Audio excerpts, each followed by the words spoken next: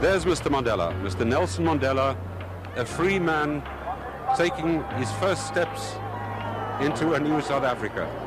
11 Feb 1990. I was 5 going on 6 in Sada at home. My mother was there, my dad was there.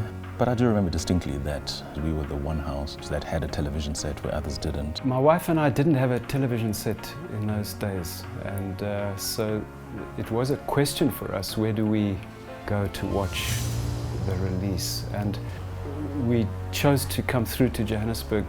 A large part of my family was in Johannesburg at the time, and so it was a kind of a family gathering. My curiosity led me to reading my father's political material that was at home, and which led me to finding photos of his release, and as well as me being inquisitive about those photos, which led to him also showing me the video. The mood, what was happening in the country at that moment, well, it wasn't one day, it wasn't a single event, it went on for days, right? And complex because there was a lot of joy, people in the streets expressing that joy, but you're also thinking, but maybe it doesn't stick. It might all still unravel and be unfixable.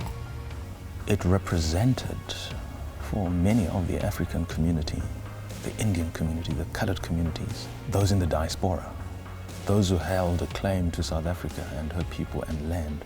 It gave them, if you like, that validation and confirmation that they too are people. They too can overcome and indeed shall overcome. And as history has given us now, 26 years and counting since '94, the script is proving to be correct. So we all have a claim to this freedom. That moment had to happen in history for us to get to the point that we are, because we were on brink of civil war. So had that moment in history not happened, we wouldn't be at the position that we are currently. Your tireless and heroic sacrifices have made it possible for me to be here today. This was an indication that the change, the freedom that one had longed for so long was actually just around the corner. So in relation to my family, just completely divergent, I think, emotions.